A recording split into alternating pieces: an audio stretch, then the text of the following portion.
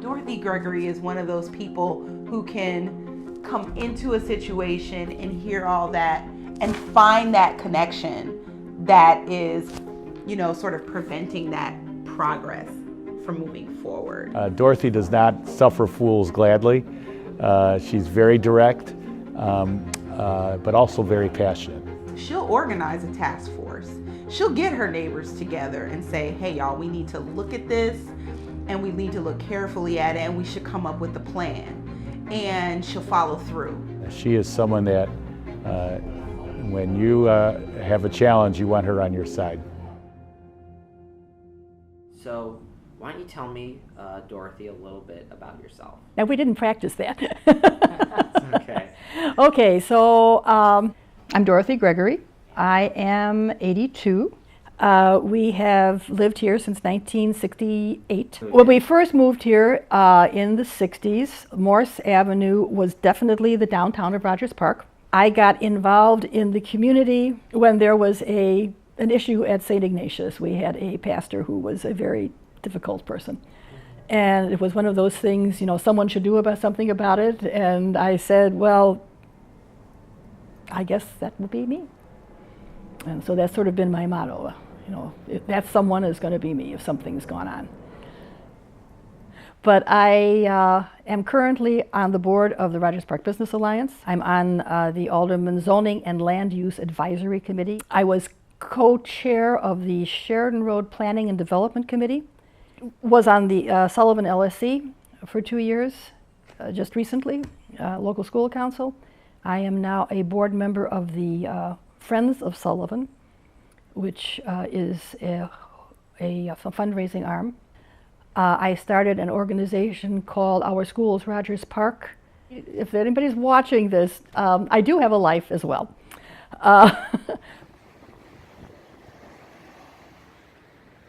Your school, Loyola University, wanted to, there was, where the running track is now, was a series of apartment buildings. They wanted to tear them down, and it was a community issue, and I started going to housing court. They did tear them down, then that happened, but then they wanted to build a dorm for 70 women right across the park, actually where the daycare center is now. They had to send out a notice to all the neighbors, and the neighbors all got together and signed a petition. No, we don't even know if you need a dorm for 70 girls, and you've not been doing a very good job of monitoring your students anyway. This was many years ago, and nobody was happy. There was a lot of built up, I think, resentment from some neighbors towards the university who felt that at the time the university was not being as inclusive and transparent with whatever we were planning to do at the time. So there was a lot of suspicion, and maybe rightfully so, towards the university because there was this idea that we always had a secret plan. In the neighborhood, from the lake to Clark Street, was, yeah, Loyola has plans. They're just going to come in and decimate our neighborhood. That was the general feeling. But the reality was, for a lot of that time, we didn't have a plan, a good plan. And then when we started enacting a strategic plan, we had to kind of deal with and mitigate that suspicion.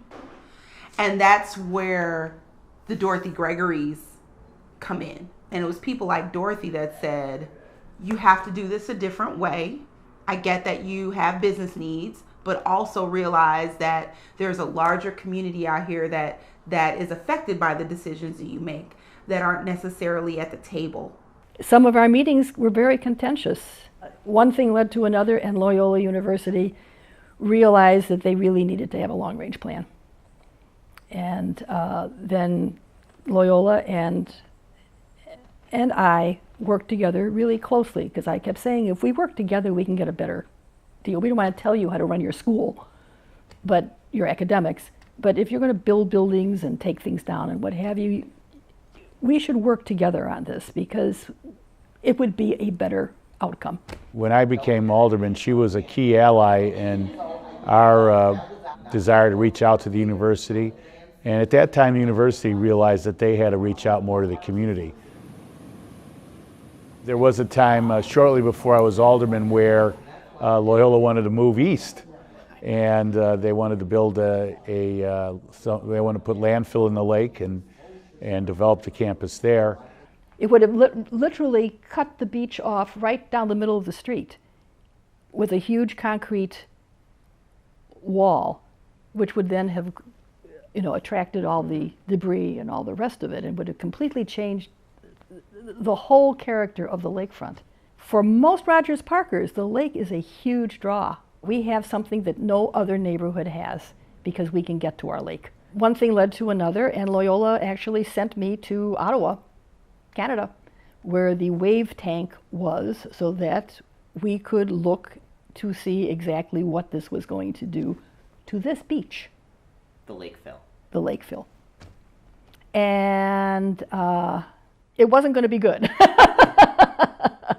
They ended up getting sued, and a district court ruled against them, said they couldn't do that.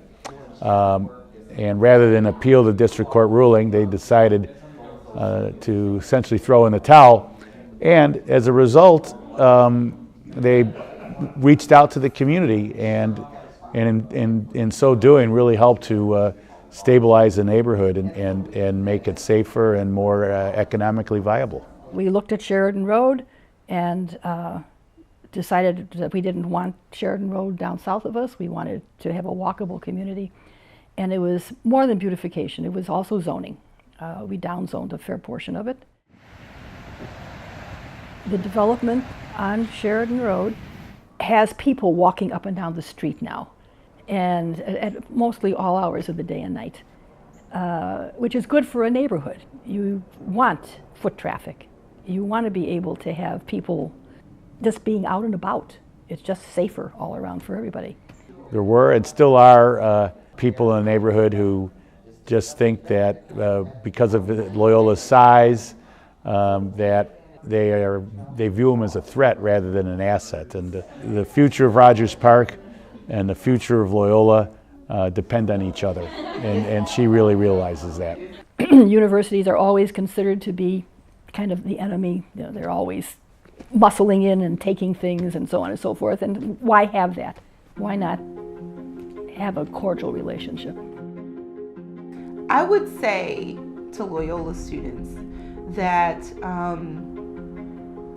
they may not even realize that there are people that are outside of the university walls that are advocating on their behalf, and that the ideas and the work that people like Dorothy Gregory do make for an even more enriched university experience when they come here. There's no reward that is greater than the reward of public service. You can do as Dorothy's done, is volunteer. She's never received a penny of compensation for her many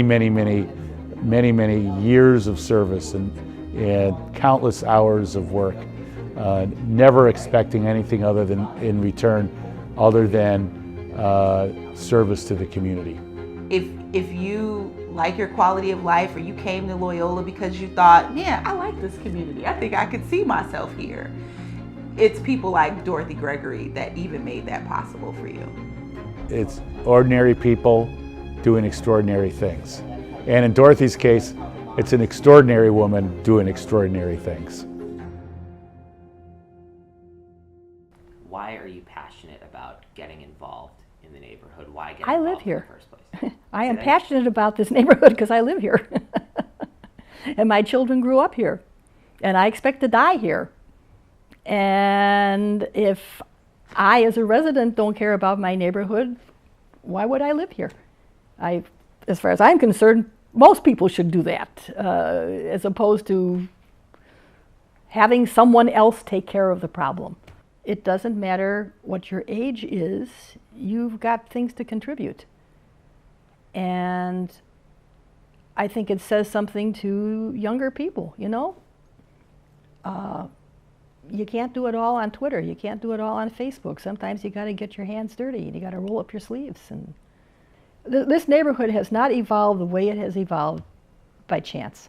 A lot of people in this neighborhood have worked very hard to make it an inclusive neighborhood, to make it a welcoming neighborhood. I mean, we are so diverse in everything: economics, gender, sexual orientation, culture, language. I can't imagine wanting to live anywhere else.